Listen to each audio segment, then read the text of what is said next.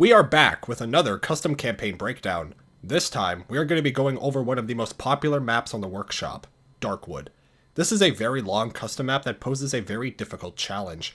This campaign will have you fighting zombies through dark forest, overrun laboratories, and underground catacombs. This campaign also has some of the best custom weapons I've seen on the workshop. We've got a lot to cover, so, without wasting any more time, let's break down the story behind Darkwood. The campaign starts off with the survivors in an underground maintenance tunnel. When you grab your supplies and head out onto the street, the survivors decide to cut through a nearby forest. After reading the name of this campaign, you might be thinking that Darkwood and its 5 chapters take place outdoors, but you'd be wrong. The first half of Chapter 1 does take place in a forest, but once you hit Chapter 2, the survivors are underground until they reach the finale. I'm not framing this as a bad thing either. This campaign has a lot of different settings and ideas that are executed very well. Chapter 3, for example, takes place in a laboratory full of narrow hallways and choke points. Chapter 4, on the other hand, takes place in a dark underworld full of death pits and torture machines. And no, I am not exaggerating on that last part, but we will talk about that when we have to. For now, let's check out our first Easter egg. Shortly after entering the woods, the survivors see a structure in the distance. If you look at the window on the second floor, you can see the G-Man, a character from the Half-Life series. This isn't the first time the G-Man made an appearance in a custom campaign, and it also won't be the last. Shortly after, the survivors cut through a broken fence. If you look to the right of the door, you can see a massive pit. Here's the fun part. You can actually jump down into this pit and survive. When you reach the bottom, you find this, and after hitting the button, you safely return to the broken fence. After this, the survivors kick off an event after startling a flock of birds. While it is easy to mop up the horde, the dangerous part is the cliff. A well-planned attack from a special infected can lead to an instant death, but in single player, this event is certainly manageable. Shortly after, the survivors enter an underground tunnel and find their first safe room. Now, let's head over to Chapter 2. After leaving the safe room, you can find seed of body bags in the corner of the room, and on the wall, you can find this. Later on, you can find this bit of wall graffiti. Some psycho said there's a world under the sea. If you walk down this hallway, you find a locked door, but if you look down the tunnel, you can see the G-Man, who makes another cameo in this campaign. After heading deeper underground, the survivors find a locked door. Right next to the door, you can find a biohazard warning along with this piece of wall graffiti. Hell ahead, do not open. You have to turn on the power by pulling a nearby switch. Here's the kicker. Turning on the power will summon a horde, and opening the door will summon a second horde. Darkwood is a very difficult campaign, and this is one of the core reasons why. There are a lot of crescendo events, and this is definitely one of the harder ones in the campaign. The second horde won't stop until you turn off the alarm, making this one of the campaign's hardest segments on expert difficulty runs. When you do turn off the power, you can find this image on the right-hand side.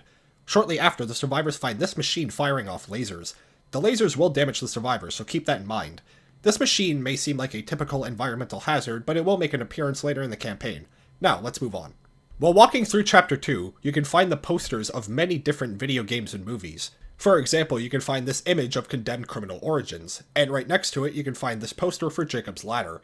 Near the end of Chapter 2, you can also find a poster displaying the cover of Silent Hill 2, which may or may not be important later. Before we move on to Chapter 3, we have one more Easter egg that needs to be pointed out. Near the ending of Chapter 2, you can find this small body of water. If you jump inside, you can swim under the water and into a nearby pipe. When you reach the other side, you find another pipe, but this one is a little different. When you jump inside, this happens.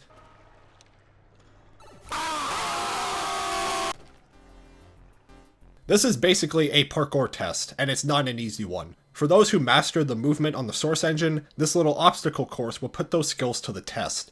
This is a very brutal challenge, but you are accompanied by custom music, and you can leave at any time if you give up. When you reach the very top, you are rewarded with a flaming sword. This weapon is very good. It's a sharp melee weapon that also sets the enemies on fire.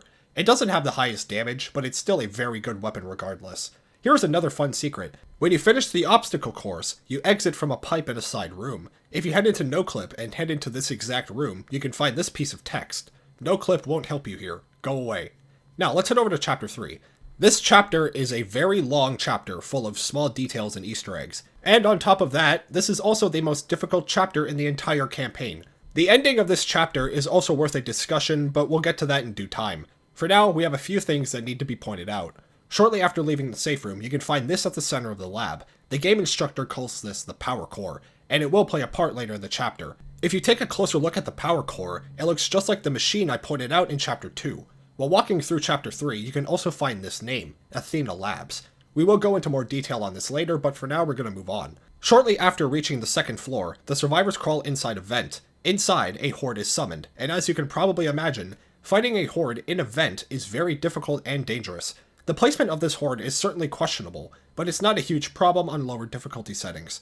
After crawling through the vents, the survivors drop into a room and head deeper into the laboratory. If you look on the desk, you can see a small container with a biohazard warning. A green substance is splattered all over the container. Small green vials can also be found scattered throughout the laboratory. Based on the evidence presented, it's safe to assume that the scientists at Athena Labs were conducting experiments on the infected. Maybe they were trying to find a cure, or maybe they had other intentions in mind.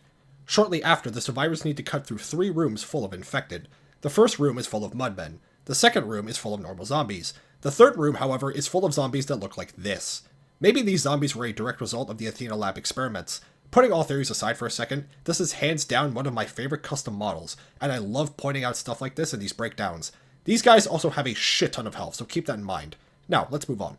After stepping into the nearby hallway, you can find this clipboard on the wall. If you get a closer look, you can see a piece of text that reads as follows. Date of test, October 5th, 2015. So, instead of taking place in 2009, this campaign takes place in 2015. If you take one more look at the clipboard, you can find this text written at the bottom, Maintenance Cycle Number 3. Athena Labs was only able to go through 3 maintenance cycles before everything went to absolute shit. It's a fun detail that I wanted to point out. Shortly after, you can find this piece of wall graffiti inside the bathroom. I live in the weak and the wounded. The survivors then enter another room, and on the right-hand side you can find a door with the following message, Do not open. If you try to interact with the door, a tank then spawns from inside the room. It catches you off guard the first time, but on repeat runs, dealing with this tank is kinda easy. When you head inside the room, you find a dead body sitting in a chair. A key card can also be found on the desk, and you can't pick it up. We'll talk more about this later. When you head further into the laboratory, you can find even more green vials. In one of the side rooms, you can find whiteboards with a full diagram of the power core. You can also find these charts all over the laboratory. One of these charts looks like this, and at the center of the chart, you can see the letters NOAEL, which stands for No Observed Adverse Effect Level. I am not a scientist by any means, so if anybody watching has something to add with these charts, please let us know down below. Now, let's move on. Here's another fun secret. Some of the rooms in the laboratory are completely inaccessible, but if you head into NoClip and head inside one of the locked rooms, you can find this photo on the wall. Shortly after, the survivors climb onto a vent. There are no guardrails or safeguards of any kind, making this a prime location for ambush attacks. During my solo run, I actually got depth charged in this exact spot, and this didn't just happen once, it actually happened fucking twice. While walking on the vents, if you look up towards the top floor, you can see the G-Man, who once again makes an appearance. After this, the survivors finally reach the main control panel for the power core. Now, before we talk about the ending of Chapter 3, there is still one more Easter egg that needs to be pointed out. While walking through Athena Labs, you may have noticed a room full of gnomes and ammo. If you head back to the safe room at the beginning of the chapter, you can see an open vent, and after jumping onto this box, you can actually climb inside of the vent. When you reach the other side, you find weapons, ammo, and 4 gnomes that you can pick up. Now let's head back to this part of the laboratory. When you walk up this hallway, you can find a locked door that needs a keycard. The keycard I showed earlier will open up this door, and when you head inside, you can see the following message at the bottom left of your screen. Who are you? My cameras and probes scan your body, but you do not match any employee file. When my cyborgs bring you to an electrified interrogation bench, I will have your secrets, and you will learn more about pain than you ever wanted to know. In this room, you can find 4 pedestals, and as you can probably guess, you need the 4 gnomes I showed earlier. When you place down one of the gnomes, the AI will continue to threaten you. Look at you, hacker, a pathetic creature of meat and bone, panting and sweating as you run through my corridors. How can you challenge a perfect immortal machine? After placing all the gnomes, the survivors are, well, here. And after waiting for a few seconds, the AI will then say this to you. You move like an insect. You think like an insect. You are an insect. There is another who can serve my purpose. Take care not to fall too far out of my favor. Patience is not a characteristic of a goddess. You travel within the glory of my memories, insect. I can feel your fear as you tread the endless expanse of my mind. Make yourself comfortable. Before long, I will decorate my home with your carcass. You are no longer welcome here, nuisance. Why do you stay when you sense my displeasure? A countdown starts, and then the survivors need to fight off the infected hordes. You also have to kill 2 tanks to pass this challenge. When compared to the other secret challenges in this campaign, this one is by far the most simplistic, but that doesn't mean it's a cakewalk. You don't have a very large area to work with, and the tanks can very easily get the drop on you. But if you do survive the challenge, you are then rewarded with a mace. Darkwood has a lot of secret weapons, but this one is hands down my favorite. The mace is slower when compared to the other melee weapons, but what it lacks in speed, it makes up for in sheer power. The mace hits like an absolute truck, and it can even stun the special infected. And yes, that includes both the charger and the tank. This weapon is fucking awesome, and I highly recommend picking it up when playing through this campaign. You have to work for it, but it's 100% worth it. Now let's talk about the ending of Chapter 3. This is one of the most chaotic endings to a chapter I have ever seen. The survivors have to overload the power core and the entire lab is now ready to explode. The survivors then have to race all the way to an elevator before the timer runs out. The game instructor says you have 2 minutes, but according to the campaign's creator, it's actually 2.5 minutes. Darkwood is a very difficult campaign, and the ending of Chapter 3 is the peak of its challenge.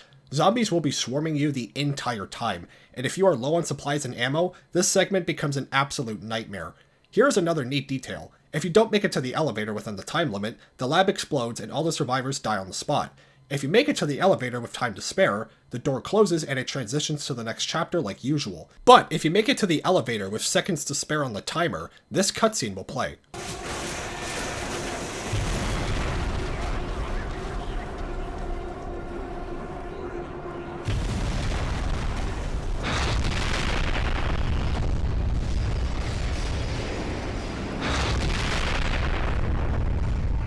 I love it when the map creators go the extra mile and add interesting stuff like this. Now let's head over to Chapter 4. The survivors climb out of the elevator, and when you reach the top, you can find this bit of wall graffiti. Some psycho said you could jump off the ladders without dying. The survivors then climb down the elevator shaft using a bunch of ladders. Here's another fun detail. The wall graffiti here isn't lying. You can jump off these ladders and you will be perfectly fine. It's a smart design choice that saves the player a lot of time. The survivors then find a room full of medkits and supplies, and on the wall you can find this piece of wall graffiti. Some psycho said he'd seen an island of sand and stone. Shortly after, the survivors find yet another ladder, but after climbing down, the survivors find themselves here. Chapter 3 is the hardest chapter in this campaign, but Chapter 4 is the most memorable in my opinion. Chapter 4 is a very dark chapter full of disturbing set pieces. The walls are covered in rust and blood. Dead bodies are hanging from the ceiling. The zombies from Half-Life can be seen crawling in the vents above your head. You can also find multiple dead bodies in cages, an incinerator burning what is hopefully infected corpses, and a giant compactor squishing a pile of dead bodies. Whenever I give you guys my takes or theories, I always try to keep them somewhat grounded in reality, but with a chapter like this, there are very obviously supernatural forces at play here. Silent Hill was clearly an inspiration for this chapter, and as somebody who loves the Silent Hill games, I am all for it. Now let's talk about our first event. The survivors need to fight off the infected hordes while waiting for an elevator. Here's the fun part. Depending on RNG, you can either fight a standard horde, or you have to fight 2 tanks. Depending on the difficulty, this segment can be very challenging, especially if you get the double tank spawn. The room is wide open, but bad positioning can quickly end your run. When you reach this elevator, just cross your fingers and pray you don't get the double tank spawn. Now, before we head up the elevator, there is one more Easter egg that needs to be pointed out. In the corner of this room, you can see a stack of guns and ammo, and if you walk to the end of this hallway and walk to your right, you can find this door. After opening the door and heading inside, you come face to face with the giant compactor I showed earlier. If you jump on the roof of the compactor, you will be lifted into this secret area. After jumping through a portal, the survivors are faced with a maze. The maze has no zombies, but that doesn't mean it's easy. Just to give you an idea of the maze's sheer size, the survivors start here, and the maze ends all the way over here. Yeah, it's quite the journey. But if you're able to solve the maze, you are rewarded with another custom weapon. This time, it's a gauntlet with retractable claws. Sharp melee weapons are always nice, and it's a pretty fast weapon too.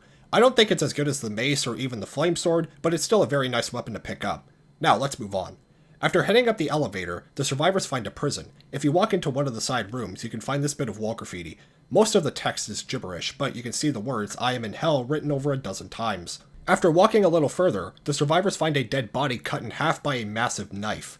This isn't a normal sword. This is the Great Knife. It's a weapon from the Silent Hill franchise, and it's Pyramid Head's signature weapon. Shortly after, the survivors need to open multiple doors while fighting off the infected hordes. This event is pretty difficult, but as long as you're mindful of the nearby drop, you should be fine. On higher difficulties, this event is much harder, but when compared to the ending of Chapter 3, it really isn't that bad. After this, the survivors reach another elevator, and during the ride to the top, you can see a figure in the distance. This character needs no introduction, but for those who may not know, this is Pyramid Head, the infamous villain from the Silent Hill franchise. Once the elevator reaches the top, the survivors escape from the other world and make it to the safe room. Now let's head over to Chapter 5. After leaving the safe room, the survivors walk through a hole in the wall, and after a short walk, the survivors have to fight the infected through underground catacombs. Before we talk about the church, we have a few things that need to be pointed out. If you walk onto this plank and drop onto this spot, you can walk into the wall and find another secret weapon. This time, it's a giant goblet. It's a blunt melee weapon with a decent swing speed, and you don't have to complete a challenge to obtain it, so that's a bonus. Also, while walking through this room, you'll notice a coffin open on the ground. If you take a look inside the coffin, you find the G-Man, who makes his last appearance in this campaign. Shortly after, the survivors climb a ladder and make it to a church. A radio can be found inside, along with Ceta maps and bodies hanging from the ceiling. You can also find a spinning blade in the center of the church, and when you turn it on, it will instantly kill any zombie that gets near it. Now let's talk about this finale from a gameplay perspective. This is a pretty hard finale, but the spinning blades will certainly make things easier. This finale does not have a lot of open spaces, so be mindful of your positioning. Aside from that, this finale can be managed just fine. After fighting off the infected hordes, a helicopter arrives and rescues the survivors, and that concludes the story behind Darkwood. This is a very good custom map. I love the Easter eggs, I love the chapter settings, and if you're somebody who likes a challenge, this campaign is right up your alley. The custom weapons were also a fantastic addition, and there are plenty of Easter eggs and small details to cover.